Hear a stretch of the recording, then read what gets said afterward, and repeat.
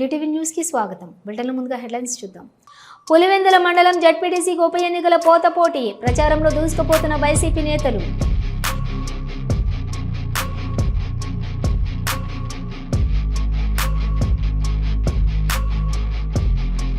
BRS కు భారత ఎన్నికల కమిషన్ ఆహ్వానం. కేటీఆర్ నాయకత్వంలో ఢిల్లీకి వెళ్లిన బీఆర్ఎస్ నాయకులు.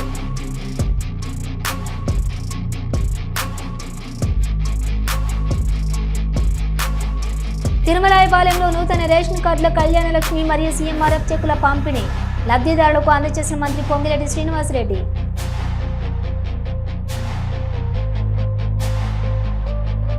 వైఎస్ఆర్సీపీ లీగల్ సెల్ న్యాయవాదులతో మాజీ ముఖ్యమంత్రి జగన్ సమావేశం. కూటమి కుట్రలను ధీటుగా ఎదుర్కోవాలని న్యాయవాదులకు పిలుపు.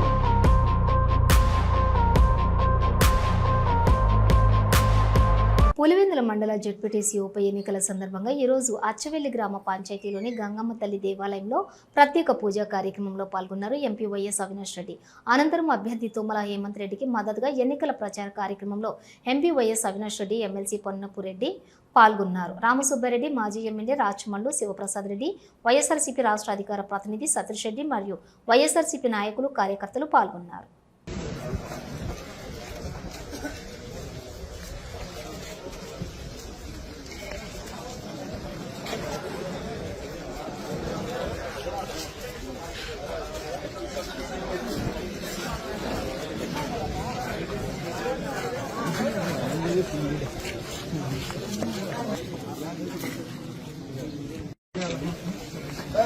డిప్యూటీసీ మహేశ్వర్ ఉన్నాడు కదా, చనిపోయినాడు ఆయన కొడుకు చెప్పినాడు. అభిమానం పెట్టండి, అభిమానం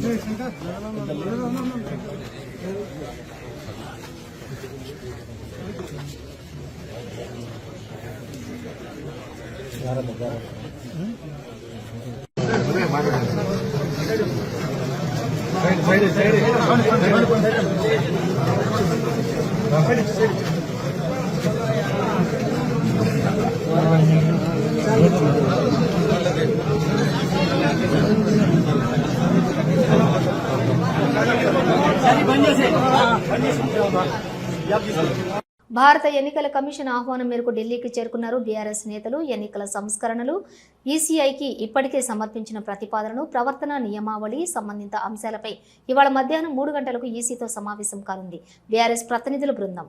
ఈ సమావేశంలో బీఆర్ఎస్ వర్కింగ్ ప్రెసిడెంట్ కేటీఆర్తో పాటు రాజ్యసభ సభ్యులు కేఆర్ సురేష్ రెడ్డి, వద్దిరాజు రవిచంద్ర, మాజీ ఎంపీ బోయినపల్లి వినోద్ కుమార్, బాల్క సుమన్, బీఆర్ఎస్ నాయకులు ఆర్ఎస్ ప్రవీణ్ కుమార్ పాల్గొన్నారు.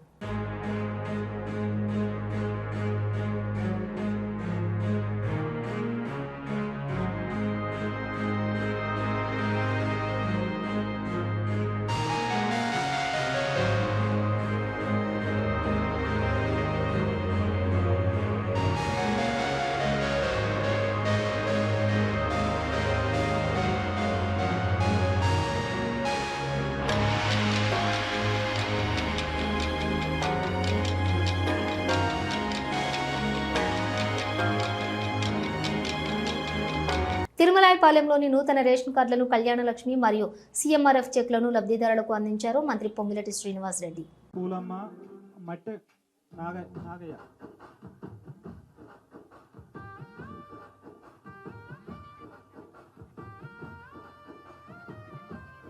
గోపగాని నీలమ్మ,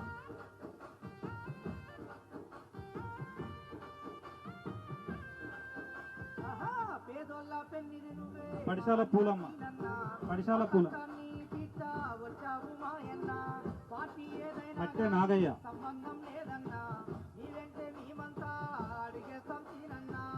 మట్టె నాగయ్య,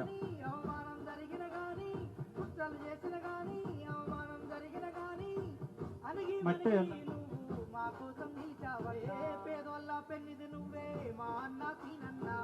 ఏగూరి సౌజన్య రేషన్ కార్డు తీసుకోవాల్సిందిగా పైకి రాస్తుంది. ఏగూరి సౌజన్య రేషన్ కార్డులు ఇవి.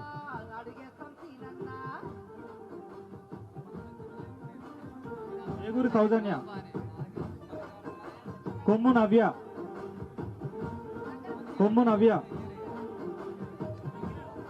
ఉండేటి త్రివేణి, రేషన్ కార్డులు తీసుకోవాల్సిందిగా కోరుతున్నాము. కొమ్ము నవ్య.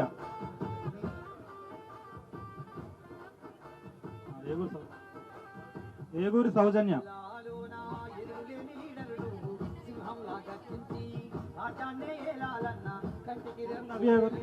కాపాడుకుంటామన్నా ఆపదలో ఉన్నామని నీ కడపని తొక్కారంటే ఆపదలో ఉన్నామని నీ కడపని తొక్కారంటే అర నిమిషం ఆలోచించవు అన్నలా ఆదుకుంటావు అర నిమిషం ఆలోచించవు అన్నలా ఉండేటి త్రివేణి. పేదోళ్ళ పెన్నిది నువ్వే మా అన్న సీనన్న మా కష్టాన్ని ఉండేటి త్రివేణి. మా అన్న పార్టీ ఏదైనా గానీ సంబంధం లేదన్నా నీవంటే మేమంతా అడిగేస్తాం. సిఎంఆర్ఎఫ్ చెక్కుల పంపిణీ కూడా జరుగుతుంది. సిఎంఆర్ఎఫ్ చెక్కులను వీరస్వామి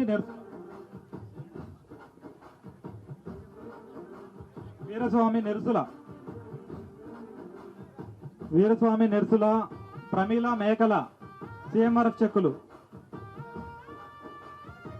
తిరుమలపాలెం. వీరస్వామి నెరుసుల నమ్ముకున్న వాళ్ళ కోసం ప్రాణాలను ఇస్తావయ్యా మాటను ప్రమీల మేకల తనమే నీకు శత్రువులను వాంగుడూతు లక్ష్మి. వీళ్ళకు తెలియదులే అన్నా నీ అండగా సిఎంఆర్ఎఫ్ చెక్కుల పంపిణీ. తెలియదులే అన్నా నీ అండగా మేమున్నామని వీరస్వామి నెరుసుల. నీకోసం వస్తాయన్నా తర్వాత వారు ప్రమీల మేకల. పేదోళ్ళ పెన్నిది నువ్వే మా అన్న సీనన్న మా కష్టాన్ని వాంగుడూతు లక్ష్మి. పార్టీ ఏదైనా గానీ సంబంధం లేదన్నా నీ వెంటే మేమంతా అడిగేస్తాం సీనన్నా వానూతు నాగమణి. సిఎంఆర్ఎఫ్ చెక్కుల పంపిణీ 27,000 రూపాయలు తీసుకోవడం జరుగుతుంది. మా కోసం నిలిచావే పేదోళ్ళ పెన్నిది నువ్వే మా అన్న సీనన్న మా కష్టాన్ని తీర్చా వచ్చావు మాయన్న పార్టీ ఏదైనా గానీ సంబంధం సురిగి పెద్దరాములు. నీ వెంటే మేమంతా అడిగేస్తాం సీనన్న. సురిగి పెద్దరాములు. మిగిలిన అందరికీ కార్డులు, రేషన్ కార్డులు, సిఎంఆర్ఎఫ్ చెక్కులు పంపిణీ ఇక్కడే జరుగును కాబట్టి ఓపికతో ఉండగలరు.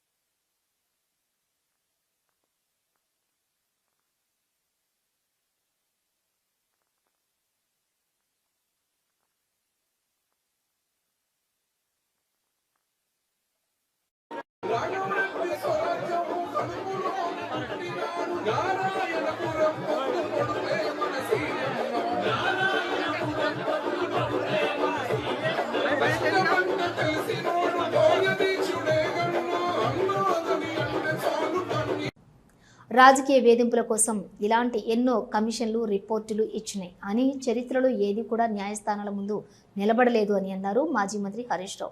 కాళేశ్వరం ప్రాజెక్టుపై రాజకీయ దురుద్దేశంతో ఇచ్చిన రిపోర్టులు న్యాయస్థానంలో నిలబడవని, కాంగ్రెస్ వైఫల్యాలను కప్పిపుచ్చుకునేందుకు కమిషన్ల పేరుతో డైలీ సీరియల్స్ నడుపుతున్నాడు రేవంత్ రెడ్డి అని విమర్శించారు హరీష్ రావు. కేవలం కేసీఆర్ని హింసించాలనే దురుద్దేశం తప్ప రైతులకు మేలు చేయాలనే చిత్తశుద్ధి ఈ ప్రభుత్వానికి లేదని విమర్శించారు మాజీ మంత్రి ఎమ్మెల్యే హరీష్ రావు. ఈ రిపోర్ట్ ను చూస్తా ఉంటే మరి అదైతే పూర్తిగా ట్రాష్ లాగా ఉంది, బేస్లెస్ లాగా ఉంది. చరిత్రలో ఇట్లాంటి కమిషన్లు, రాజకీయ వేధింపుల కోసం చాలా కమిషన్లు రిపోర్ట్లు ఇచ్చినాయి. అవేవి న్యాయస్థానాల్లో నిలబడలేదు. ఇందిరాగాంధీ గారి మీద కూడా అప్పటి జనతా ప్రభుత్వం షా కమిషన్ వేసింది. చంద్రబాబు నాయుడు గారి మీద కూడా కమిషన్లు వేశారు. అనేక కమిషన్లు దేశంలో వచ్చినాయి. ఏ కమిషన్లు కూడా న్యాయస్థానాల ముందు నిలబడలేదు. ఎందుకంటే రాజకీయ దురుద్దేశపూరితంగా ఇచ్చినటువంటి రిపోర్ట్లు న్యాయస్థానంలో నిలబడవు, ప్రజాక్షేత్రంలో నిలబడవు. ఎప్పటికైనా ధర్మమే గెలుస్తుంది, సత్యమే నిలబడుతుంది. అంతే తప్ప ఈ రాజకీయ దురుద్దేశంతో ఇచ్చేటువంటి రిపోర్ట్లు ఎప్పుడు కూడా నిలబడవు. ముఖ్యంగా రేవంత్ రెడ్డి గారి ప్రభుత్వం మనకు తెలుసు, మీకు తెలియదేముంది, కమిషన్ల పేరిట, కేసుల పేరిట రేవంత్ రెడ్డి గారు రెగ్యులర్ గా వరుస ధారావాహికలు ఒకటి తర్వాత ఒకటి, ఎలక్ట్రిసిటీ కమిషన్ అంటాడు, కాళేశ్వరం కమిషన్ అంటాడు, లేకపోతే గొర్రెల స్కామ్ అంటాడు, లేకపోతే ఈ కార్ రేసింగ్ అంటాడు, ఏదో ఒకటి పెట్టి తన వైఫల్యాలను కప్పిపుచ్చుకునే ప్రయత్నం. ఆయన ఫెయిల్యూర్స్ మీద చర్చ జరగకుండా, ప్రజలు తిరగబడకుండా లేని కుట్రలను వరుసగా ఒక సీరియల్ లాగా నడుపుతా ఉన్నాడు. ఆ టీవీలలో కొన్ని సీరియల్ వస్తుంటాయి, జనరల్ గా బాగా టాప్ సీరియల్స్ నడుస్తుంటాయి. కార్తీక దీపం అనే సీరియల్ వస్తా ఉంటది. కార్తీక దీపం సీరియల్ రాగానే గుడి గంటలు అనే సీరియల్ వస్తుంది. గుడి గంటలు అయిపోగానే బ్రహ్మముడి అనే సీరియల్ వస్తుంటది. అట్లా రేవంత్ రెడ్డి కూడా ఓటెనుకోటో సీరియల్ లెక్క నడుపుతున్నాడు. సీరియల్ కాదు కదా, నిజాలు చెప్పు నువ్వు. ఇవి మొత్తంగా చూస్తే రైతుల ప్రయోజనాలు ఫనంగా పెట్టి కేవలం కేసీఆర్ గారిని వ్యక్తిగతంగా ఆయనని ఇబ్బంది పెట్టాలి, కేసీఆర్ గారిని హింసించాలనేటువంటి ధోరణి తప్ప రైతులకు న్యాయం చేయాలనో ప్రజలకు మేలు చేయాలనేటువంటి చిత్తశుద్ధి ఈ ప్రభుత్వానికి లేకపోయింది. ఎందుకంటే మనం స్పష్టంగా అర్థమవుతుంది, ఇవాళ కాళేశ్వరం ద్వారా నీళ్లు ఇచ్చే అవకాశం ఉంది. రాష్ట్రంలో వర్షాలు పడక కరువు పరిస్థితులు ఉన్నాయి, పంటలు ఎండిపోతా ఉన్నాయి. నిన్న మా బీఆర్ఎస్ నాయకులు కన్నెపల్లి పంప్ హౌస్ మోటార్లు ఆన్ చేయండి అని అక్కడికి వెళ్లారు. మోటార్లు ఆన్ చేసే అవకాశం ఉంది, నీళ్లు ఇచ్చే అవకాశం ఉన్నా కూడా ఈ రోజు కావాలనే రేవంత్ రెడ్డి గారు ఈ రోజు నీళ్లు ఇవ్వకుండా రైతుల్ని ఇబ్బంది పెడుతున్నటువంటి పరిస్థితి ఉంది. ఉమ్మడి కృష్ణా, గుంటూరు జిల్లాలకు చెందిన వైఎస్ఆర్సీపీ లీగల్ సెల్ న్యాయవాదులతో మాజీ ముఖ్యమంత్రి వైఎస్ఆర్సీపీ అధ్యక్షులు వైఎస్ జగన్ సమావేశమయ్యారు.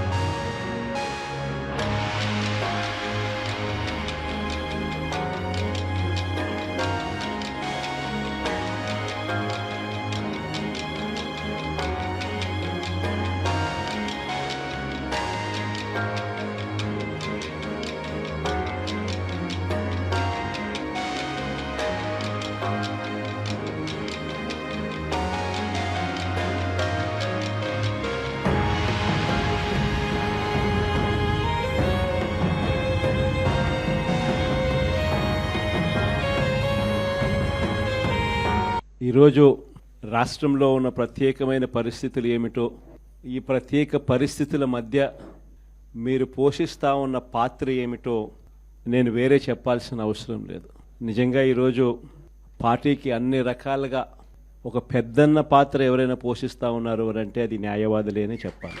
అడగకపోతే అమ్మైనా అన్నం పెట్టదన్నట్టుగా, కోరకపోతే దేవుడైనా కూడా వరం ఇవ్వడు అన్నట్టుగా, పిటిషన్ వేయకపోతే, న్యాయస్థానంలో మీరు నిలబడకపోతే న్యాయం కూడా దక్కే పరిస్థితి కూడా ఉండదు. కలియుగం అన్నది ఏమిటి అన్నది ఈ చంద్రబాబు నాయుడు గారి పరిపాలన చూస్తే ఈ 14 నెలల్లో ఓహో ఇదేనా కలియుగము అని చెప్పి అనిపించే పరిస్థితి ఎవరికైనా కూడా అనిపిస్తుంది. ఎందుకనంటే న్యాయం లేదు, ధర్మం లేదు. తమకు గిట్టని వాళ్ళు ఎవరైనా ఉంటే, తమకు నచ్చని వాళ్ళు ఎవరైనా ఉంటే, తమకు వ్యతిరేకంగా స్వరం వినిపించే వాళ్ళు ఎవరైనా ఉంటే తట్టుకునే పరిస్థితి లేదు, జీర్ణించుకునే పరిస్థితి లేదు. ఎలాగైనా తీసుకొని పోయి వాళ్ళని జైల్లో వేయాలి, ఎలాగైనా తీసుకొని పోయి వాళ్ళని చిత్రహింసలు పెట్టాలి, ఎలాగైనా కూడా వాళ్ళ పరువును తీయాలి అనే ఒక నీచమైన సంస్కృతి ఈరోజు మనం చూస్తూ ఉన్నాం. ఒక మనిషిని జైల్లో పెట్టడము అని అంటే తన పరువును, తన ప్రతిష్టలతో ఆడుకోవడం, అవన్నీ తెలిసి కూడా ఏ తప్పు చేయకపోయినా కూడా బురద వేసి తప్పు చేశాడు అని చెప్పి దానికోసం దొంగ సాక్ష్యాలను క్రియేట్ చేసి కేవలం వీళ్ళు పెట్టే ప్రలోభాలు, వీళ్ళు పెట్టే భయం తప్ప వేరే బేసి లేదు, వేరే సాక్ష్యము లేదు. ఇలాంటి పరిస్థితుల మధ్య న్యాయం జరగడానికి కోసం బాధితుల తరపున గట్టిగా నిలబడి వాళ్ళ స్వరం వినిపించే కార్యక్రమం ఎక్కడైనా చేయాల్సిన పరిస్థితి ఏదైనా ఉంది అని అంటే అది ఇంకా మన భుజస్కంధాల మీద ఇంకా ఆ బాధ్యత ఎక్కువైంది. ప్రతిపక్షంలో ఉన్నప్పుడు వైఎస్ఆర్ పార్టీకి నిజంగా పెద్దన్నగా మీరు చేస్తూ ఉన్న పాత్ర ఎప్పటికీ కూడా పార్టీ మర్చిపోదని సందర్భంగా తెలియజేస్తాను. ఎవరికి కూడా ఊహించని విధంగా కూడా ఇంతకుముందు గతంలో ఎప్పుడు జరగని విధంగా కూడా లీగల్ కమ్యూనిటీకి మరీ ముఖ్యంగా ఫస్ట్ టైం లా కంప్లీట్ చేసుకుని తమ కాళ్ళ మీద తాము నిలబడడానికి సిద్ధంగా ఉన్న యంగ్స్టర్స్కు, యంగ్ లాయర్స్కు ప్రభుత్వం అప్పట్లో క్రమం తప్పకుండా సహాయ సహకారాలు అందిస్తూ లా నేస్తం పేరిట ఏకంగా జీపీలు ఏజీపీల నియామకంలో కూడా ఏకంగా 52% రిజర్వేషన్లు ఇచ్చి అట్టడుగు వర్గాలకు కూడా మంచి చేయాలి అని చెప్పి ఆలోచన చేసిన పరిస్థితులు కూడా గతంలో ఎప్పుడు చూడాల. న్యాయవాదులకు సంక్షేమ నిధి కోసం 100 కోట్ల రూపాయలు వాళ్ళకు కేటాయింపులు చేసి అందులో 25 కోట్ల రూపాయల ఖర్చు కూడా ఎప్పుడైనా జరిగింది అని అంటే అది కూడా వైఎస్ఆర్సీపీ ప్రభుత్వ హయాంలోనే. ఇన్సూరెన్స్ పథకానికి కూడా 1/3 వంతు వాటాను కూడా ప్రభుత్వమే చెల్లించిన పరిస్థితులు కూడా ఎప్పుడైనా ఉన్నాయి అని అంటే అది కూడా వైఎస్ఆర్సీపీ ప్రభుత్వంలోనే. న్యాయవాదులందరికీ కూడా మనం మంచి చేశాము అని చెప్పి గర్వంగా పార్టీ చెప్పుకునే విధంగా కూడా చేయగలిగాం. అమరావతిలోని రాష్ట్ర సచివాలయంలో మహిళా సంఘాలు ఐక్యవేదిక ప్రతినిధులతోటి సమావేశమయ్యారు. హోమ్ మినిస్టర్ వంగల్పూడి అనిత మహిళల భద్రత, బాలిక విద్య, ఆరోగ్యంపై వారి సూచనలు, సలహాలు అడిగి తెలుసుకున్నారు. మహిళల యొక్క అభ్యున్నతికి కూటమి ప్రభుత్వం కృషి చేస్తుందని, కూటమి ప్రభుత్వం మహిళలకు అధిక ప్రాధాన్యత కల్పిస్తోందని, అన్ని రంగాల్లో మహిళలు అభివృద్ధి చెందేలా మహిళా సంఘాలు కూడా కృషి చేయాలని కోరారు వంగల్పూడి అనిత.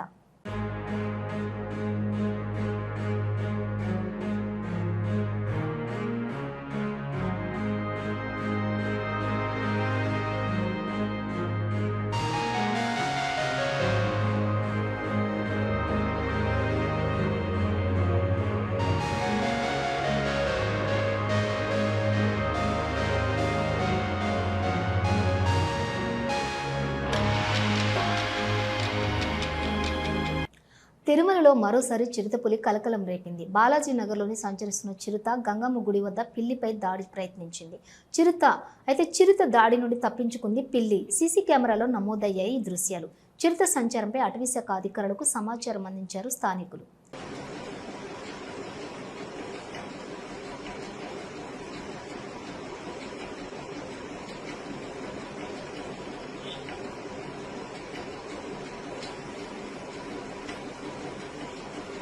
శ్రీవారి ఆలయంలో శాస్త్రోక్తంగా పవిత్రోత్సవాలు ప్రారంభమయ్యాయి.